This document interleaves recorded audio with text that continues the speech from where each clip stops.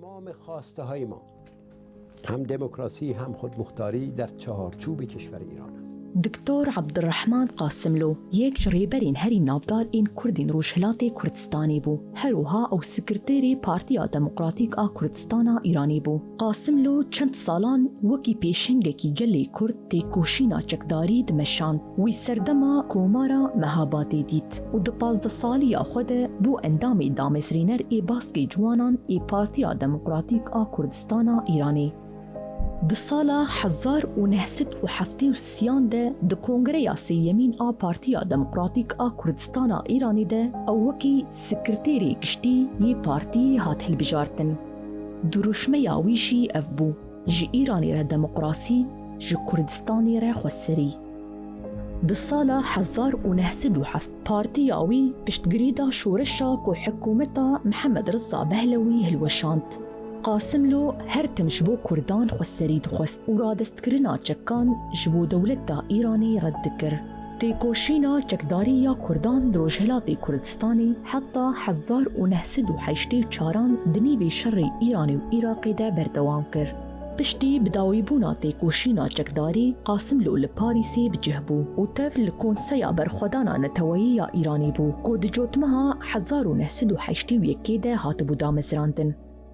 د سالا 1988 ده پشتی بداوی بونا شر عراقی و ایرانی حکومتا ایرانی بریاردا کو بقاسملو را بجوه.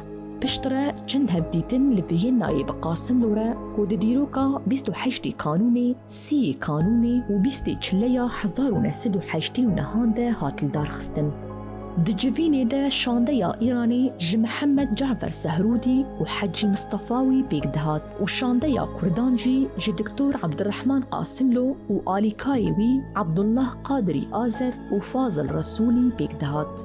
هروها جوینه کدن دروجا 13 تیرمها 1989 ده لویینایی هات پلان کرن. پشتی لدارخستنا جوینی دکتور عبدالرحمن قاسملو بسی گلین جنیز و ده همان اوضایا کو دانستاندن لی پیک ده هاتن ده هات کشتن. آلیکاری وی عبدالرحمن قادری آذر بیازده گلیان و فاضل رسولی جی به 5 گلیان هاتن بریندار کرن و پشتره جیانا خوش دستان.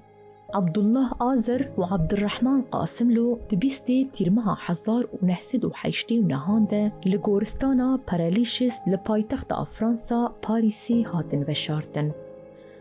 دکتور عبدالرحمن قاسملو دبیستو دتیه کانونا سالا 1930 ده لگندکی گریدای باجاری اورمیی یروشلات کردستانی شی دایک بو. باوی دکتور قاسملو جعشیرا شکاک بو. دکتور قاسملو کردی، سوریانی، فارسی، عربی، آذری، فرانسی، انگلیزی، چکی و روسی آنگو نه زمانان دزانی و دآخفی. هروها وی المانی، سلوواکی و پولونیشی باش دزانی بو. قاسملو خوندنا خویا دستپیکی لأورمیه و دوره لطهران، ترکیه و عراقی تمام کر. پشتره قاسملو جبو بداوی کرنا خوندنا خواه لزانینگاه سوربونی چو فرنسایی وی دکتوره یا خواه لچیکوسلوویکیای ورگرد.